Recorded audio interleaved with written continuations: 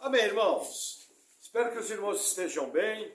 Vamos ao nosso texto base, Evangelho de Marcos, capítulo 4, a partir do versículo 14. Diz assim, vamos ler o 13. Palavras de Jesus. E disse-lhes, não percebeis essa parábola?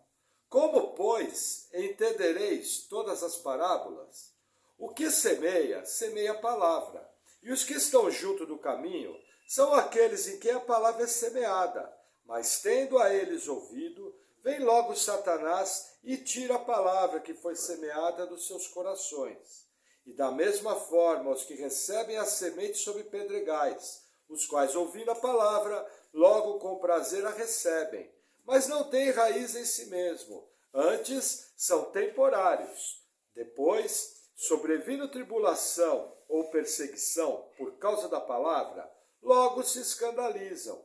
E outros são os que recebem a semente entre espinho, os quais ouvem a palavra, mas os cuidados desse mundo e os enganos das riquezas e as ambições de outras coisas, entrando, sufocam a palavra e fica infrutífera. E estes são os que foram semeados em boa terra, todos os que ouvem a palavra e a recebem, e dão fruto, um 30, e outro 60, e outro 100. Até aqui. Vamos orar. Senhor, nós oramos agradecendo por Tua palavra, pedimos em nome de Jesus que o Senhor venha nos guiando e nos ensinando os Teus caminhos. Em nome de Jesus, amém. Amém, irmãos? Veja, essa é uma parábola conhecida, a famosa parábola do semeador. Ela nos fala da pregação do Evangelho, que a gente sempre aprende pela Bíblia, que a salvação só pode acontecer pela pregação do Evangelho. Foi Deus que assim escolheu e Jesus deu uma ordem para a igreja proclamar o Evangelho. Nós não podemos produzir salvação, não está ao nosso alcance, mas nós podemos pregar. E a salvação que executa é uma obra da Trindade. E o Espírito Santo, de maneira eficaz, salva a pessoa. Agora, nessa parábola aqui, Jesus nos dá um exemplo de 4 tipos de pessoas. 2 delas vão me chamar a atenção. Primeiro, aquela pessoa que recebe a palavra, ela é chamada de boa terra e ela frutifica muito, e sempre. E a outra pessoa que me chama a atenção é aquela pessoa que recebe a palavra com alegria. Aí aquela palavra a princípio começa a gerar algo, mas vem as dificuldades da vida, vem as lutas e vem a perseguição, e aquela pessoa abandona a fé. Por que me chama a atenção esses 2 tipos? Veja, os outros 2 tipos são pessoas que nem chegam a receber a palavra. A pessoa ouve, aquilo não quer dizer nada, a pessoa não enxerga a ira de Deus, não enxerga a condenação, não enxerga o amor, não vai ser salva. Mas esses 2 tipos de pessoa é o que nos interessam para a nossa igreja. Por quê? Porque dentro da igreja você pode ter pessoas regeneradas, nascidas de novo, que vão permanecer até o fim e vão herdar a vida eterna. E você pode ter pessoas que muitas vezes pensam que são salvas, que apenas aderiram intelectualmente ao Evangelho. Aquilo não foi fruto do nascer da água e do Espírito, aquilo não foi fruto da regeneração que Jesus ensina a Nicodemos. E aí o que acontece? Acontece algo que é muito comum hoje em dia. Várias pessoas saem da igreja, várias pessoas, é muito comum você chegar nas pessoas e falar, nossa, eu fui evangélico. Ah, mas não vou mais para a igreja, fui desanimando, tivemos problemas, saí. Ou até aquelas pessoas que dizem que são evangélicos, mas estão fora de uma igreja. Que ponto que eu quero chegar? Veja, eu não tenho como olhar para alguém e com os olhos do Espírito Santo dizer se a pessoa é salva ou não, instantaneamente. Mas eu tenho como avaliar por verdades da palavra e eu mesmo, na minha vida, olhar para a minha vida e realizar um teste de salvação. As passagens bíblicas são inúmeras. Qual que é a minha ideia nessa noite? Mostrar para você essas verdades da palavra e levar você a uma reflexão. Para quê? Para que se existe algo para ser mudado na sua fé, o momento é agora. Porque você ainda está na sua peregrinação aqui. Entendeu? Se você de repente não tem convicção da sua salvação, você tem dúvidas, o momento de se apegar com Deus é agora. Por quê? Porque você está numa igreja, você está ouvindo a palavra, você está se alimentando. E também fortalecer coisas que você já faz. Eu costumo chamar esse tipo de palavra de teste de salvação. E eu creio que é muito importante, de tempos em tempos, o cristão fazer esse levantamento na sua fé. Porque terrível coisa não é, viver sem Cristo é ruim, mas morrer sem Cristo é eternamente terrível. Porque tormentos virão e não haverá escapatória para aqueles que morrerem sem Cristo. Amém? Então vamos à primeira epístola de João. Você vai lá para o fim da Bíblia, no Apocalipse, e volta, você vai chegar em 1 João. Vai ser um dos livros que mais fala do chamado teste de salvação. Chegou em Apocalipse, você volta, vai ter Judas, vai ter 3 João, 2 João. Então nós vamos 1 João, capítulo 1.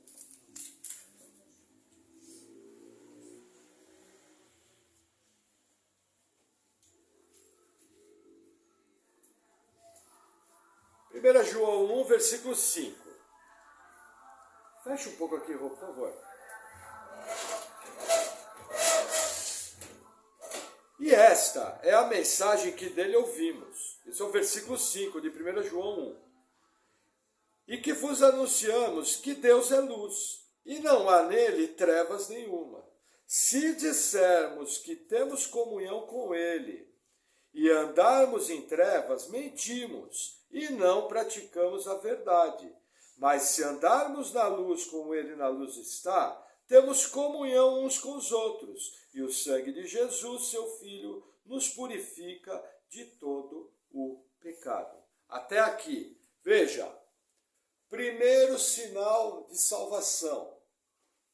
Se você anda na luz. Aí você vai falar, nossa, pastor, eu imagino que eu ando na luz. Veja, a passagem é tão simples assim. O que é andar na luz, conforme a passagem, é você ter comunhão com os irmãos. Aonde que eu tenho comunhão? Só existe um lugar para se ter comunhão, é na igreja. Inclusive, algumas igrejas chamam a ceia do Senhor de comunhão. Muita igreja histórica chama de comunhão. Nós temos uma visão de comunhão um pouco mais ampla. Como batistas, nós entendemos que a ceia do Senhor é um ato de comunhão, mas entendemos que você fazer parte de uma igreja local e você semanalmente, frequentemente se reunir para orar, para aprender a palavra, até para conversar uns com os outros, fazer a ceia do Senhor, essa é a verdadeira comunhão. Então, primeiro teste de salvação, como é que está a sua comunhão com a igreja local? Porque existem muitas pessoas que acham que pode viver um cristianismo fora da igreja. Esse versículo derruba isso. Porque em todo o Novo Testamento, Jesus nos ensinou que a comunhão é feita dentro da igreja. E aí eu vou dar uma pitadinha a mais. Com que prazer você faz isso? É um peso para você estar vindo para a igreja? Ou você é daqueles que tem expectativa? Puxa, hoje tem culto. Como é que vai ser a palavra hoje? Pô, vou ver meus irmãos. Vamos cantar uns hinos. Vamos estar junto. Porque eu imagino que uma fé saudável, você vai ter prazer na comunhão. Jesus fala que os mandamentos dele não são pesados. E ele que deixou o mandamento de fazer parte da igreja local. Então não pode ser pesado. Amém? Mais um versículo de 1 João, capítulo 1, versículo 8. Olha que interessante. Se dissermos que não temos pecado, enganamo-nos a nós mesmos, e não há verdade em nós. Se confessarmos os nossos pecados, ele é fiel e justo para nos perdoar os pecados e nos purificar de toda a injustiça. O que acontece? A Bíblia fala que nós somos pecadores. A questão é, você tem uma vida de confissão de pecado? Quando você percebe que errou, você tem no seu coração o peso daquele erro? Você tem entendimento no seu coração o quanto o pecado ofende a Deus? Sabe, gente, o pecado, ele tem que trazer um peso sobre nós. Eu não posso simplesmente pecar, limpar a boca e achar que está tudo bem. Pode até ser que num momento de raiva, às vezes eu falo alguma coisa para alguém, aí por 1, 2 dias, algum tempo eu fico bravo e fico meio cauterizado. Mas num determinado momento o Espírito Santo vai expor o meu pecado. Quando ele expor o meu pecado, qual que é o meu papel? Imediatamente ter uma disposição do coração de resolver. Como eu resolvo? Confessando meu pecado a Deus, pedindo perdão para a pessoa, entendeu? E procurando andar em novidade de vida.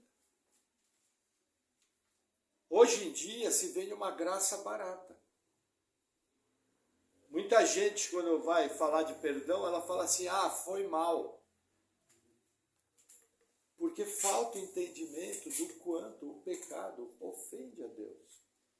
Nós servimos um Deus santo, santo, santo. Você está querendo me dizer que você peca e que está tudo bem? Isso é um sinal de alguém que não está tendo uma fé bíblica.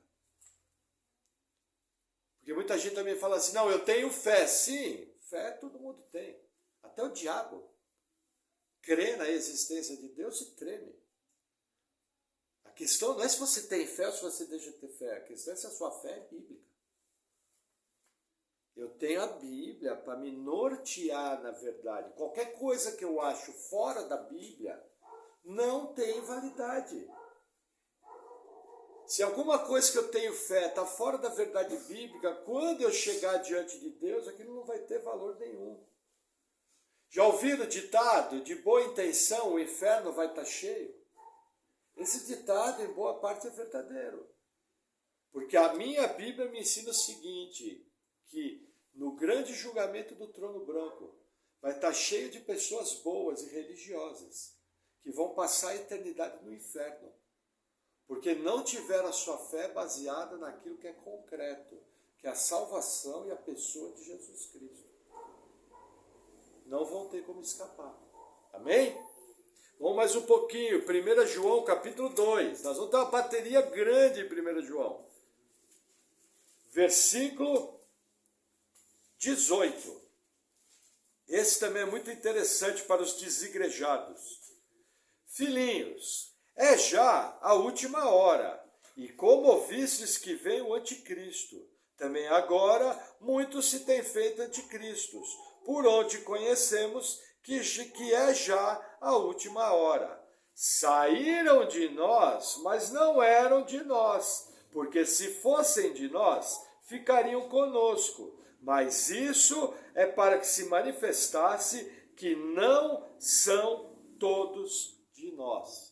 Gente, essa é uma das maiores marcas de salvação. João é muito claro. Ele fala, olha, tem muitos anticristos. Entendeu? A forma de ser anticristo é muito variada na Bíblia. E eu não vou trabalhar em cima desse ponto. Mas a questão aqui é o seguinte, quando João fala, olha, saíram de nós. E aí ele explica, porque não eram de nós. Porque se fossem dos nossos, não sairiam.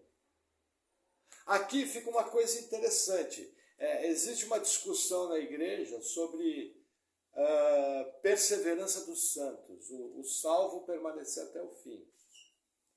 Na maioria das igrejas brasileiras, as pessoas pensam o seguinte, eu tenho que permanecer até o fim para ser salvo. Você pergunta para as pessoas, por que você tem que permanecer até o fim? Ele fala, para ser salvo. No nosso entendimento é um pouco mais profundo. porque eu sou salvo, eu permaneço até o fim. É o sintoma de que eu tenho uma fé bíblica.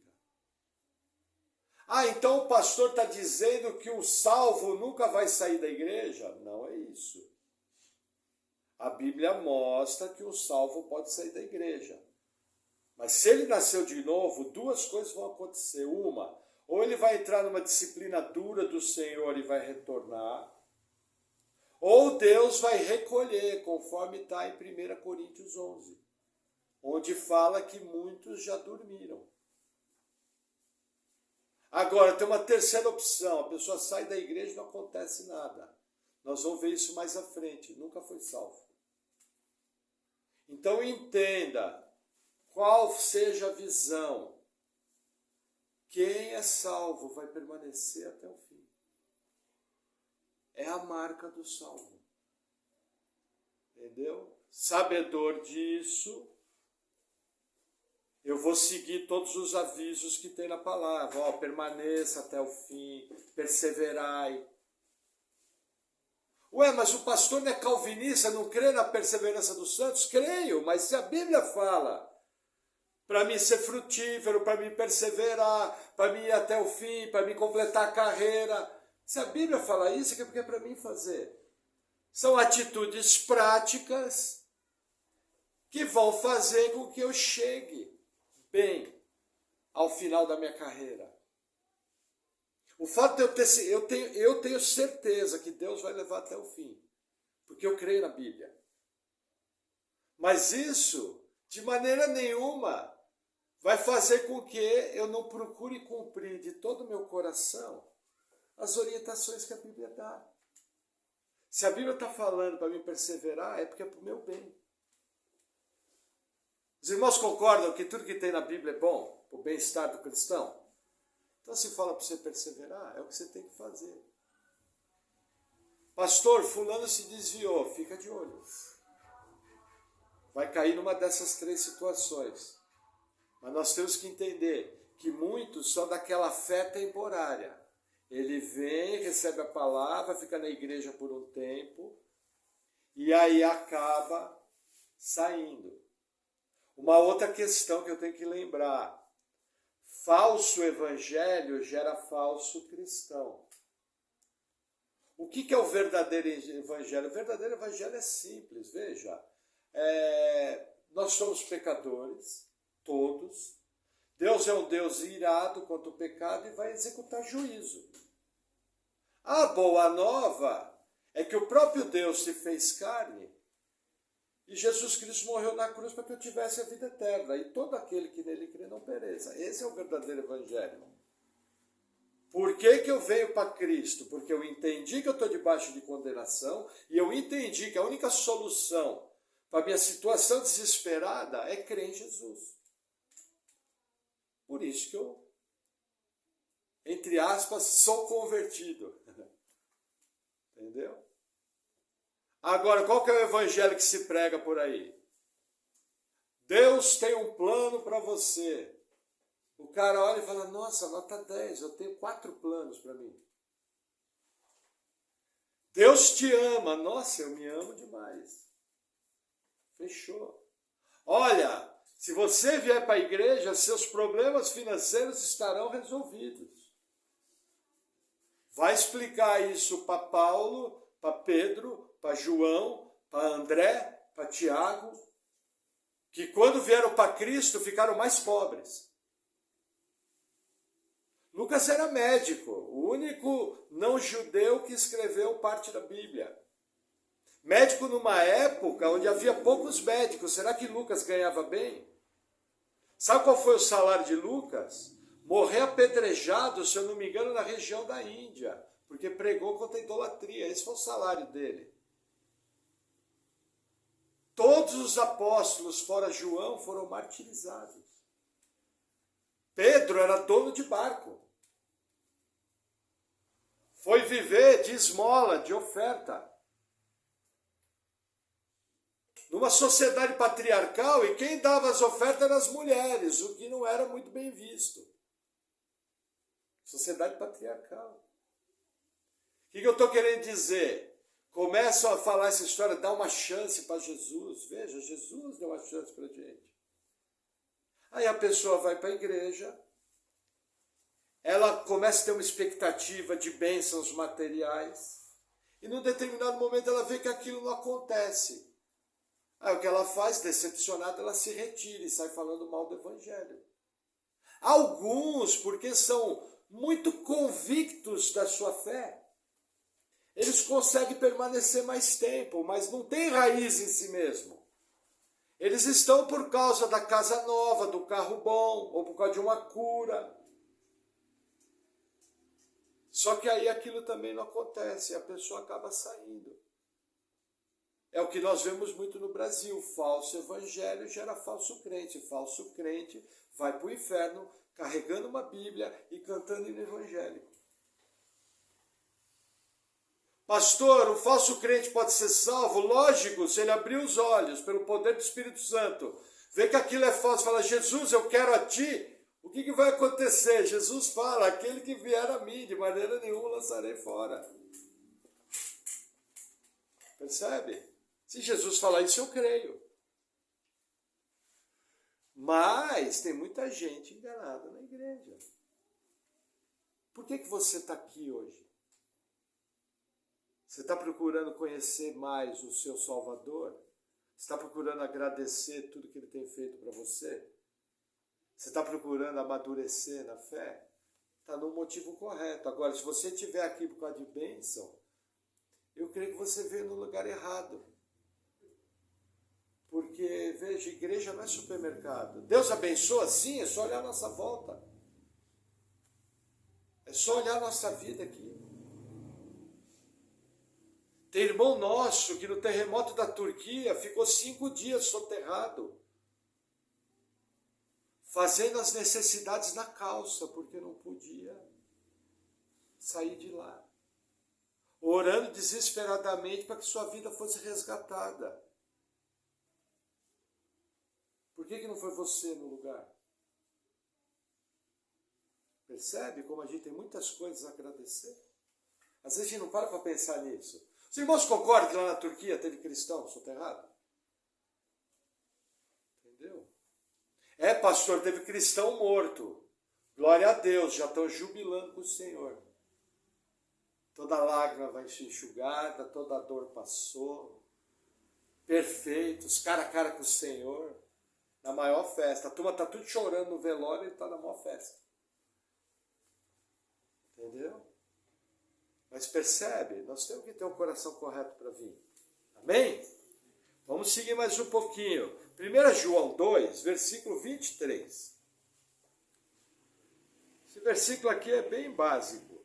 Qualquer que nega o filho também não tem o pai, mas aquele que confessa o filho tem também o pai. Gente, você tem que compreender que Jesus é Deus. Pode ver que filho aqui está em F maiúsculo. Entendeu? E a sua fé é baseada na confissão que Jesus é Senhor e Salvador. Senhor é Kyrios. Kyrios é status de Deus. Entendeu? Jesus tem que ser o seu Deus. Só Ele e acabou. Lógico, existem as pessoas da Trindade, Pai, Filho e Espírito Santo, não importa. Os três são um. Mas a salvação é pela fé em Jesus Cristo. Ah, pastor, o judeu vai ser salvo? Se crê em Cristo. Se só crê em Deus e não crê em Cristo, não é salvo. Entendeu? Salvação é em Cristo. Amém? Mesmo capítulo 2, versículo 26, tem um texto interessante aqui. E estas coisas vos escrevi acerca dos que vos enganam.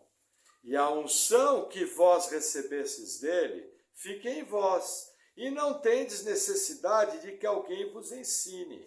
Mas, como a sua unção vos ensina todas as coisas, e é verdadeira, e não é mentira, como ela vos ensinou, assim nele permaneceis. Até aqui. Veja que interessante, deixa eu explicar o contexto.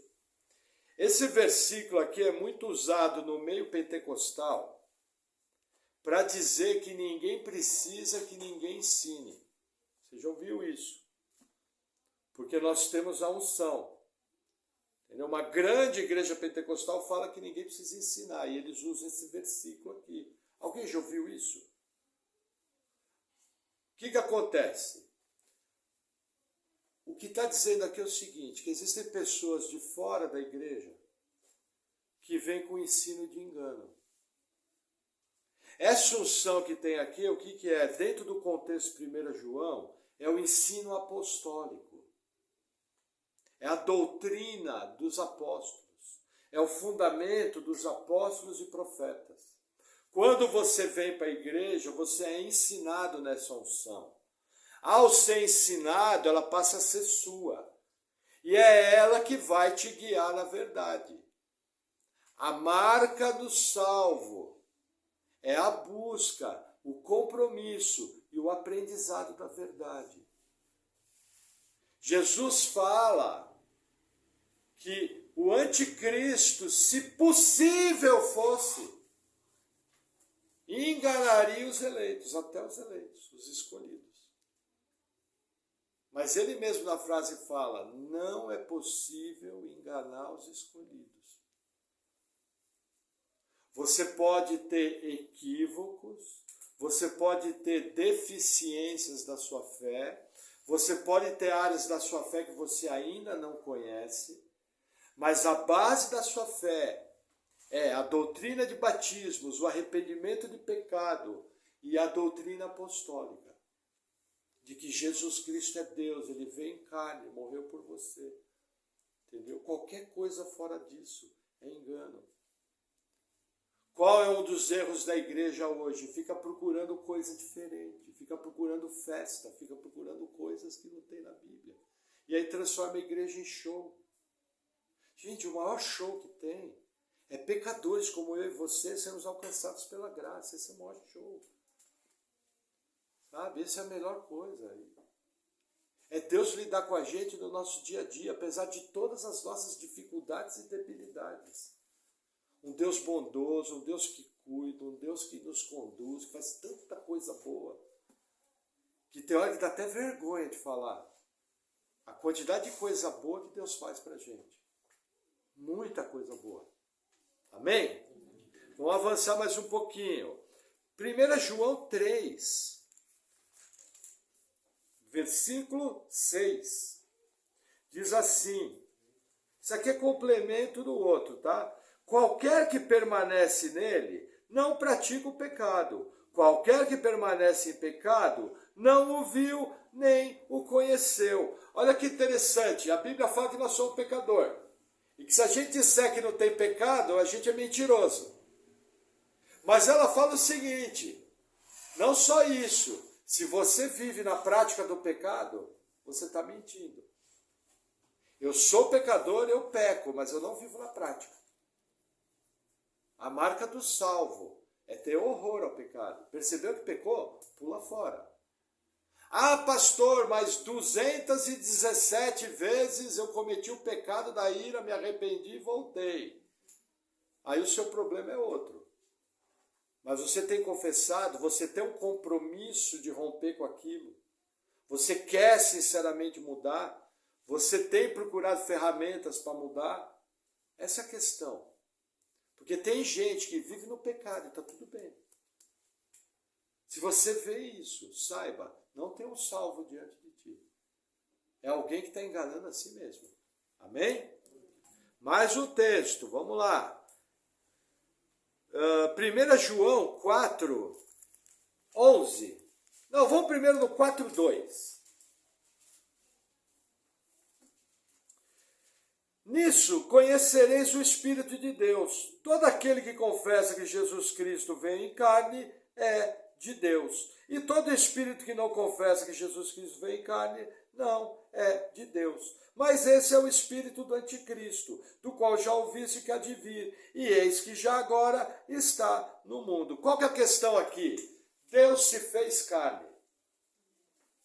E esse Deus tem um nome, Jesus Cristo, nosso Senhor e Salvador, que quer se fazer carne. Ele abriu mão da glória que ele tinha como Deus, e veio na forma de criatura, através de uma imaculada concepção. O que é importante isso? O espiritismo se diz cristão. A maçonaria diz simpatizante ao cristianismo.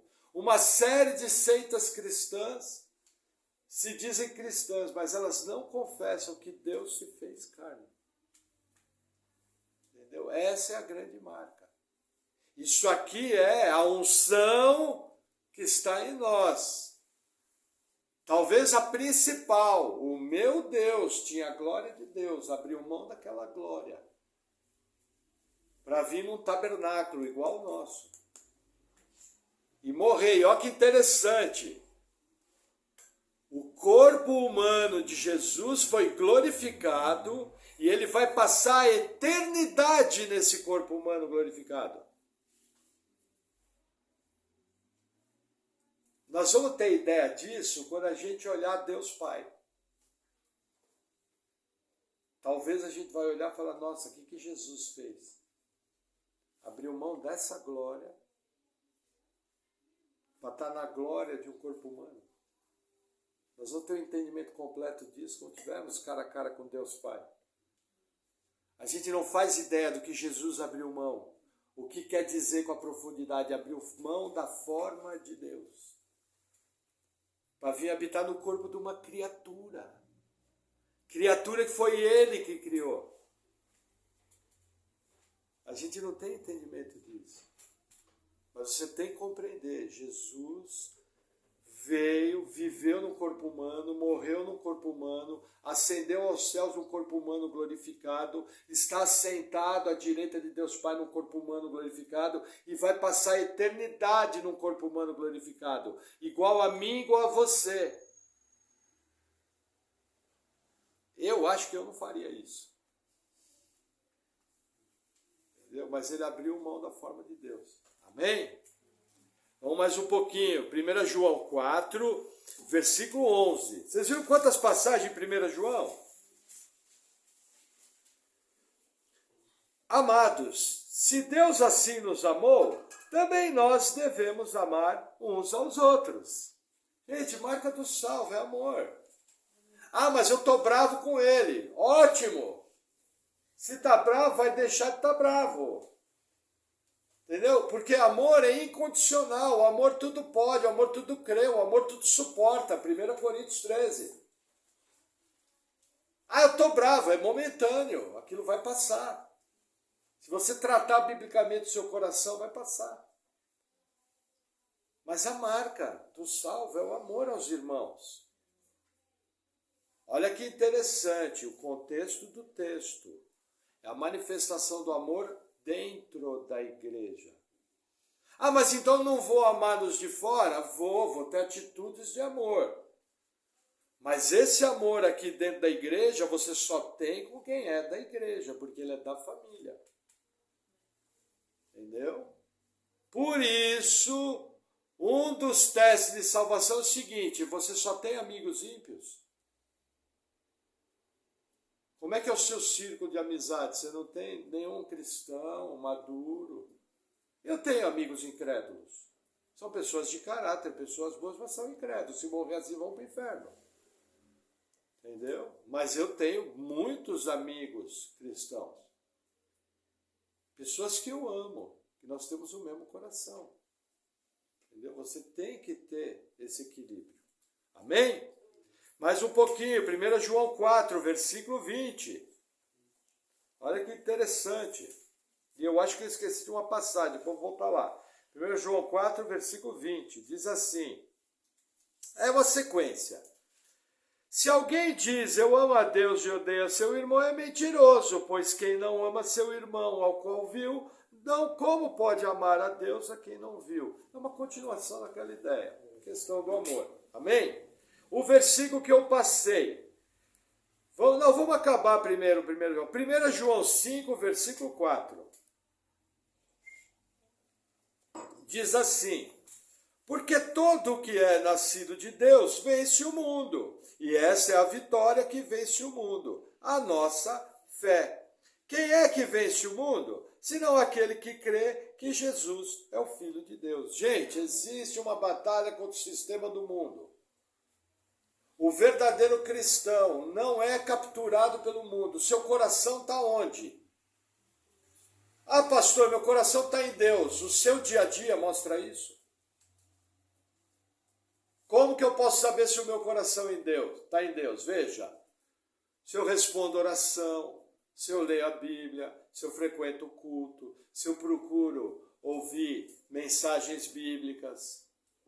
Agora tem a contrapartida. Eu só penso em roupa boa, carro bom, viagem, passeio, jantar, reformar a casa, fazer armário embutido. Aonde que está o seu coração? Porque aonde estiver o seu coração, aí está o seu tesouro. Jesus falou. Nada contra jantar, me chama. Nada contra casa boa. Quiser dar uma para mim, fechou. Não tem problema nenhum. Carro bom, nota 10. Esse mês aqui, fui dirigir para uma pessoa, sentei numa caranga maluca, que ano nós estamos? 2023, com 5.000 quilômetros. Se você espirrava, saía um lenço, assoava seu nariz e jogava fora, entendeu? Coisa linda, entende? Mas meu coração não está nisso. Fui lá, dirigi a caranga, aproveitei, a hora que entregou, acabou. Estou feliz da vida com o meu carrinho. Entendeu? Não tem problema o conforto. O problema é o seu coração estar naquilo. Aí a passagem que eu esqueci. 1 João 2. Não esqueci não, falei. Perdão, irmãos. Aí vamos seguir mais um pouco. 1 João 5,13. É um complemento, mas é importante. Essas coisas vos escrevi, os que credes no nome do Filho de Deus, para que saibais que tendes a vida eterna, e para que creiais no nome do Filho de Deus. Olha que interessante. Isso aqui é importante. Me serve uma água aqui, por favor. Isso aqui é importante. Se você chegar para a maioria dos cristãos e perguntar, irmão, você é salvo? 95% vai ficar na dúvida para responder. É impressionante a quantidade de cristãos que não têm entendimento da salvação. Você pergunta a pessoa, irmão, você é salvo? Preciso ver, preciso não sei o quê, preciso não sei o que lá. Entendeu? Veja, a passagem está falando o seguinte, que se você crê em Jesus, você tem a vida eterna. O tempo do verbo é o hoje, contínuo. Você tem. Isso é um fato. E por que eu tenho a vida eterna? Porque eu sou nascido de Deus, eu sou obra completa de Deus. E Deus, quando faz a obra, Ele faz de maneira completa e total.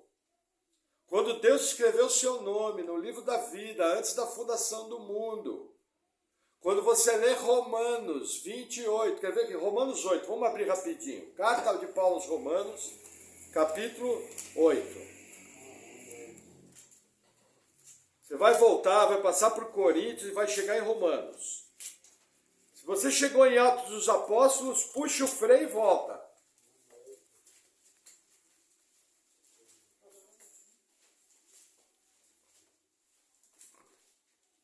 Romanos 8,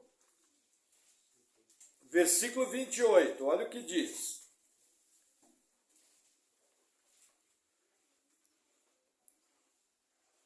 Porque os que dantes conheceu, também os predestinou para seres conforme a imagem do seu Filho, a fim de que ele seja o primogênito entre muitos irmãos. Vamos fazer uma pausa aqui. Quando Jesus veio, ele era o unigênito do Pai. Na verdade, Jesus, ele é o único, porque ele é 100% Deus e 100% homem. A chamada união hipostática. Entendeu? Só que ao morrer na cruz, realizar a cruz do Calvário, ele se tornou o primogênito da igreja. É o nosso irmão mais velho, o primeiro. Entendeu? Então o que acontece? Olha o que o texto fala. Os que dantes conheceu. Quando que Deus te conheceu? A Bíblia responde. Antes da fundação do mundo. Quando ele te conheceu antes da fundação do mundo, ele te predestinou. Predestinou para quê? Para ser igual à imagem de Jesus. É o 29. Predestinou. Entendeu? Perdão, irmãos, é o 29. Segundo a imagem de Jesus. Entendeu? Isso é um fato. Quando Deus te elegeu, ele elegeu com alvo. Por isso que eu tenho segurança de salvação. Porque o próprio Deus, lá na eternidade passada, me elegeu. Ele mesmo me predestinou. Entendeu? Não fui eu. A pergunta é, você quer confiar nesse seu bracinho fraco? Ou você quer confiar no braço do Todo-Poderoso? Qual que você prefere confiar? Vou te dar uma passagem. Livro do profeta Jeremias. Maldito o homem que confia no homem. O que é? É o homem que se baseia no braço do homem para se sustentar. A própria Bíblia fala que se você confia no homem para se segurar, você é maldito. Lógico, ali dentro do contexto da lei, tal, mas a gente pode tirar esse princípio. Aí olha que interessante, versículo 30. E aos que predestinou, a esses também chamou. Deus escreveu sua vida, fez quem você era e marcou hora e lugar para sua salvação. Se dependesse de você, você não era salvo nunca. Se dependesse de você, você estava negando Jesus até hoje. Deus chamou. Deus levantou uma pessoa para pregar o evangelho para você. Entendeu? E aí ele continua, aos que chamou também justificou, você foi declarado justo. Toda aquela acusação da lei de Moisés já não está mais sobre você. E aí, para encerrar, e aos que justificou, a estes glorificou. Aqui já fica um pouco mais difícil de entender. A irmã Aida está com dor nas costas? Glorificado tem dor nas costas?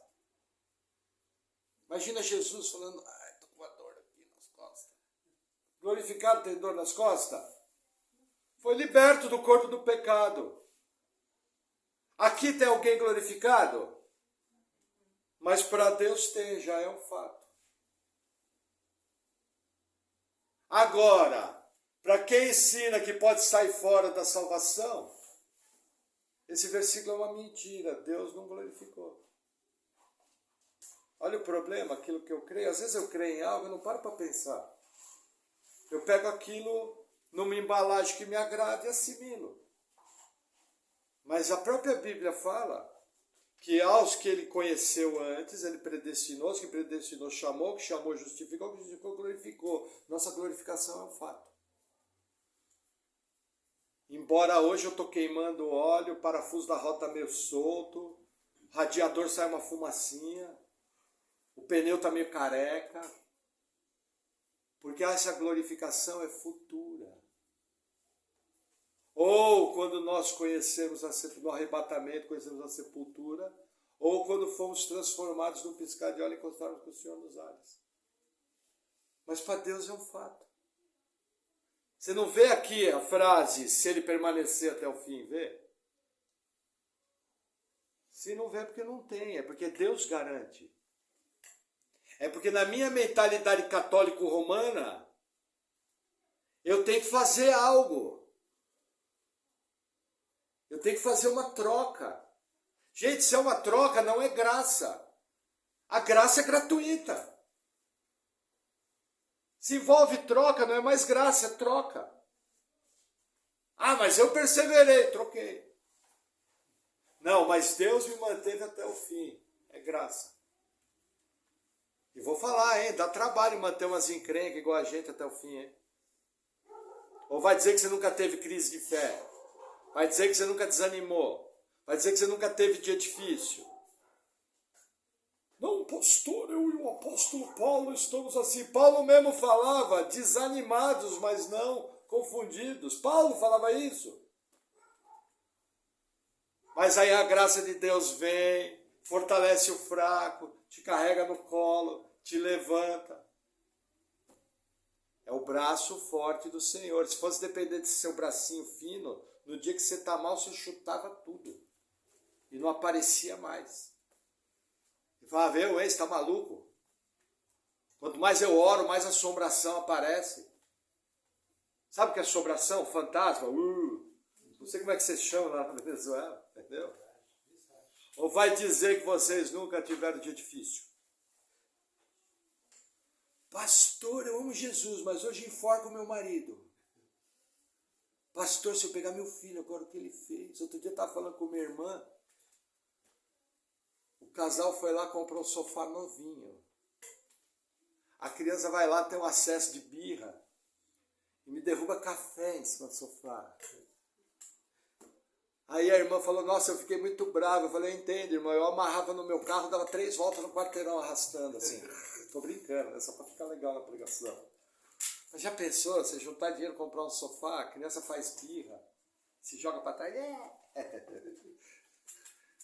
Graças a Deus, a irmã correu, conseguiu limpar rapidinho, não sei o quê. Chegou pro marido e falou, tira de perto que eu tô muito brava. Aí o marido tirou de perto, aí eles se acalmaram, aí deram uma pequena disciplina para a criança, orientaram, tal.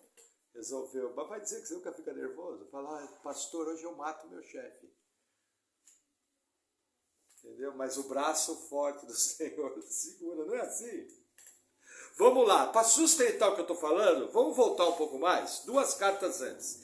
Evangelho de João, capítulo 6, olha que interessante.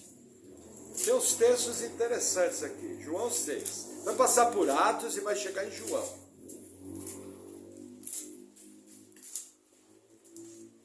Porque assim, gente, deixa eu falar uma coisa. Você não pode ter dificuldade com suas posições teológicas. Veja, eu não estou falando para vocês que o salvo permanece até o fim.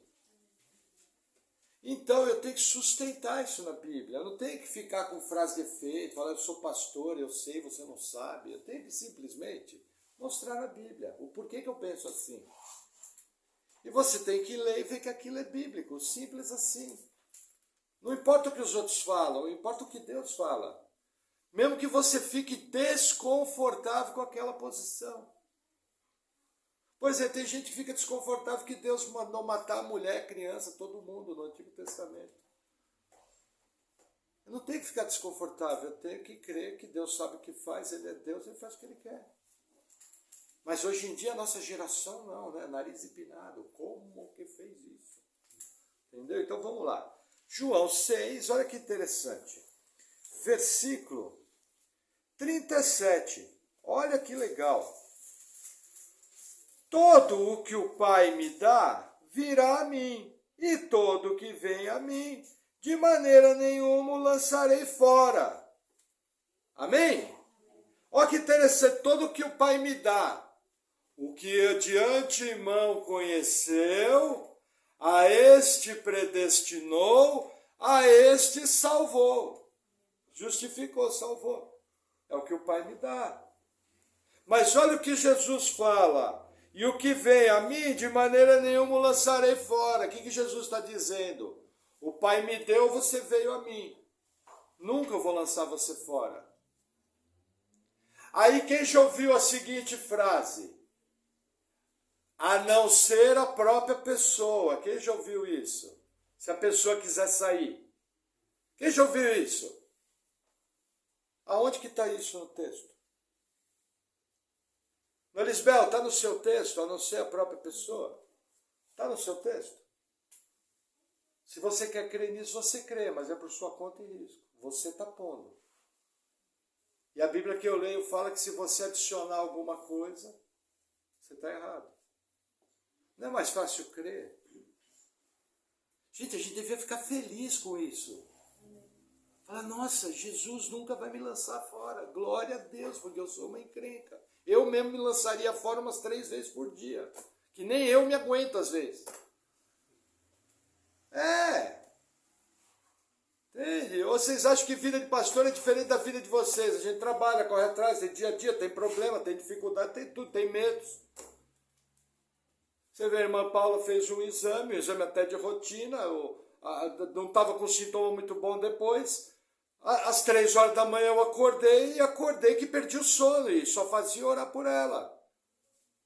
E qual que era a minha oração? Senhor, olha, que ela possa restabelecer bem, que não aconteça nada grave. Senhor, ó, lembra da tua serva. Pastor, os mesmos medos, as mesmas dificuldades. É igual para todo mundo. Amém? Que mais? João 6,44. Aqui vou só dar uma pitada que não é o assunto. Nós estamos falando de Deus levar até o fim, mas esse versículo é importante. Ó, ninguém pode vir a mim se o Pai que me enviou não o trouxer, e eu o ressuscitarei no último dia. O que está dizendo aqui? Os que antemão conheceu, a esses predestinou, ao que predestinou chamou, ao que chamou justificou. Foi o Pai que trouxe. Se Deus não trouxesse você, você não iria. Só que aí Jesus trata isso com fato. Ah, você veio? Eu vou te ressuscitar. Aí alguns vão falar, se permanecer até o fim, não vão falar? Se eu ficar firme. Segura nas mãos de Deus. Quem já fez hino de velório. Mas espera aí, não está isso no versículo. Você novamente está colocando por sua conta e risco. No versículo está, você só pode vir a mim se o Pai trouxer. E o Pai trazendo, eu ressuscito ele. Eficaz. Acabou. O resto é por sua conta e risco. Você quer crer? Paciência, nós somos protestantes. Mas não é a visão da nossa igreja, a gente prefere o simples da Bíblia, embora o simples muitas vezes nos incomode. Não é confortável isso aqui como? Eu não fiz nada. Não. Não, você fez uma coisa, você entrou com o pecado. A sua parte era a condenação. E Deus entrou com a graça. Esse foi seu papel. Nisso aí eu sou especialista, era um miserável pecador. Vamos seguir. Mesmo Evangelho de João, capítulo 10, versículo 14. Olha que interessante. João 10. Já estou caminhando para o fim. 10, 14. Olha que interessante. Diz assim: eu sou o bom pastor e conheço as minhas ovelhas, e das minhas sou conhecido. Assim como o Pai me conhece a mim, também eu conheço o Pai, e dou a minha vida pelas ovelhas. Ainda tenho outras ovelhas que não são desse aprisco. Também me convém agregar essas, e elas ouvirão a minha voz, e haverá um rebanho e um pastor. Por isso o Pai me ama, porque dou a minha vida para tornar a tomá-la. Ninguém me tira de mim, mas eu de mim mesmo a dou. Tenho poder para dar e poder para tornar a tomá-la. Esse mandamento recebi de meu Pai. O que Jesus está falando aqui? Quem são as ovelhas do outro aprisco? Jesus está pregando para os judeus. As ovelhas do outro aprisco sou eu e você, os gentios, que iriam ser salvos. Isso era novidade, isso era mistério. Salvação dos gentios só aparece no Novo Testamento. Mas aí Jesus está falando o seguinte: minhas ovelhas ouvem a minha voz. Você já viu pessoa que você prega o evangelho, aí você pergunta para ela, você entendeu? Ela responde, entendi. Aí você pensa, e aí? E aí o quê? E aí o quê? Já viu? Já aconteceu com vocês? A pessoa entendeu o evangelho, mas eu pergunto, se ela entendeu o evangelho, por que ela não creu? Sabe por quê? Porque ela ouviu, mas não escutou. Ela entendeu intelectualmente. A distância entre o céu e o inferno é de 2 palmos. Se você receber o evangelho com a sua mente, você nunca vai ser salvo. Você recebe o evangelho para a sua mente, Deus muda o seu coração de pedra, coloca um coração de carne e você crê. Então não estranhe quando você pregar para alguém, você entendeu o inferno? Entendi. Você entendeu que é pecador? Entendi. E aí? E aí o quê? É assim, entendeu? A ovelha de Jesus ouve a voz. Vou te dar um exemplo que é inegociável. É só você olhar para trás e lembrar da tua salvação. Num determinado momento, você ouviu a voz de Deus te chamando. E a partir daquele momento, você nunca mais deu conta de ser o mesmo. E você nunca mais deu conta de viver longe de Jesus. Com todos os problemas, com todas as crises, com todas as dificuldades. Nunca mais você foi o mesmo. Sabe por quê? Porque você ouviu a voz de Deus. E sabe por que você ouviu a voz de Deus? Porque Deus tirou o coração de pedra e colocou um coração de carne. Glória a Deus por isso. Misericórdia. Mas, gente, imagina a nossa vida sem Cristo. Que coisa mais vazia. Que coisa mais sem sabor. Que coisa mais ridícula. Você imagina, viveu, morreu, acabou. Hã? É. Por que vocês acham que tanta gente bota um fim à própria vida? Porque tem um vazio dela que só Cristo pode preencher aquilo. Ela não tem expectativa. E por uma série de motivos que eu creio malignos e demoníacos, ela acaba tomando uma decisão desesperada. E adoecida comete essa besteira. Entendeu? Mas vamos seguir mais um pouquinho. João 10, versículo 27. Nosso último texto. É um complemento, na verdade é o contexto do capítulo, tá? Mas diz assim. João 10, 27. Não. Tem que ler o 25. Qual que é o contexto? Espera ali, deixa eu olhar aqui. Tá. Vou ler o contexto inteiro. João 10, 22. E em Jerusalém havia a festa da dedicação, e era inverno. E Jesus andava passeando no templo, no alpendre de Salomão. Rodearam-no, pois, os judeus e disseram-lhe: até quando terás a nossa alma suspensa?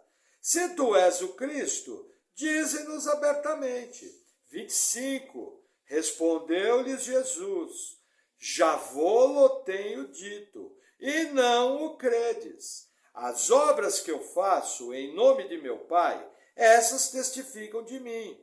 Mas vós não credes, porque não sois das minhas ovelhas, como já vô-lo tenho dito. As minhas ovelhas ouvem a minha voz, eu conheço-as, e elas me seguem. 28. E dou-lhes a vida eterna, vírgula, ao principal, e nunca hão de perecer, e ninguém as arrebatará da minha mão. Meu Pai, que mas deu, é maior do que todos, e ninguém pode arrebatá-las da mão de meu Pai. Até aqui, gente, 3 vezes Jesus fala que ninguém pode tirar as ovelhas da mão dele. Ah, pastor, a não ser a própria pessoa. O que quer dizer a palavra ninguém do texto? Percebe como você foi levado a acreditar em coisas que eram opiniões de homens? A pessoa, por causa de uma teologia comprometida que vem de lá de trás, de um catolicismo romano, que a base da salvação é por obras, que é uma blasfêmia. Salvação por obras é blasfêmia, salvação por obras é heresia. Salvação por obras invalida a cruz. Entende a seriedade? Ofende a Jesus Cristo. Sabe o que você está dizendo? Que Jesus abriu mão de ser Deus, veio como criatura, foi moído pelas nossas transgressões, morreu uma morte horrível na cruz, e depois de fazer tudo, quando ele falou, está consumado, você bate no ombro de Jesus e falou, não, está consumado não, agora eu tenho que crer, eu tenho que permanecer, é isso que você está fazendo. Como é que você se sentiria no lugar de Jesus? Jesus olhou e falou, o quê? Você não fez nada. Eu fui moído. Eu não precisava vir. Jesus não precisava vir, ele podia simplesmente deixar todo mundo morrer e ir para o inferno. Deus seria injusto se deixasse todo mundo morrer para o inferno? O salário do pecado é o quê? A morte. Nós somos o quê? Pecador. Se Deus deixasse você para o inferno, ele seria injusto? Não. Agora, porque Deus resolveu ser bom, te conheceu lá na eternidade passada, escreveu seu nome no livro da vida e providenciou sua salvação, você vai ficar bravo? Aí é amor.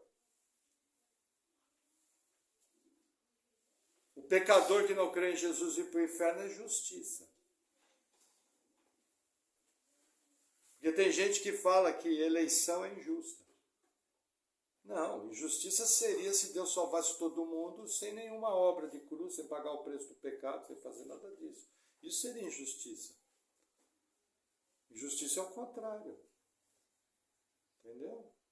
Mas vocês percebem que na passagem, 3 vezes, Jesus é repetitivo, ninguém rebata na minha mão, o poder do Pai é maior. A grande pergunta é, você conseguiu desenvolver no seu coração essa confiança em Deus? Qual que é o problema nosso? Eu olho um versículo desse, em vez de olhar para o poder de Deus, eu olho para a minha fraqueza. Se eu olhar para a minha fraqueza, vou te dar um nome, decepção. Agora, se eu olhar para o poder de Deus, é só olhar para o universo, a criação, as coisas maravilhosas que Ele faz, falando, não, olha, eu sou uma encrenca, alcançada por Jesus. Mas glória a Deus, que o mesmo Deus que me elegeu, Ele me salvou e Ele vai me glorificar e eu vou passar a eternidade com Ele. E aí, com essa confiança, enchendo seu coração de alegria, você vai viver dia após dia da sua vida servindo a Deus, com boas obras, alegria de coração, perseverando até o fim, que é a marca de todo salvo. Simples assim. Amém? Vamos orar? Que isso venha encher o coração de vocês. Busque isso de Deus. Na hora do problema é o que vai ajudar. Deus é seu Pai. Jesus é seu irmão mais velho. Tem esperança. No mundo tereis aflição, mas tem de bom ânimo, eu venci o mundo. Deus é bom. Como diz um filósofo conhecido, Deus é requete bueno. Requete bueno é lá na Venezuela, muito bom. Amém? Vou orar. Senhor, nós oramos te agradecendo por tudo, te agradecemos por tua obra salvadora.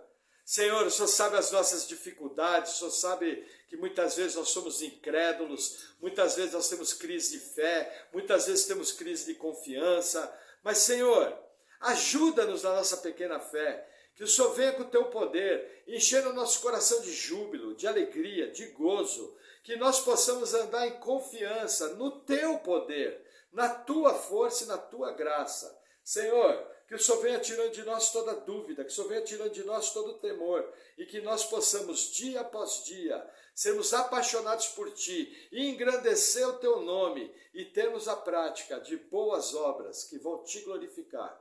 No nome de Jesus, amém. Amém, irmãos? Glória a Deus.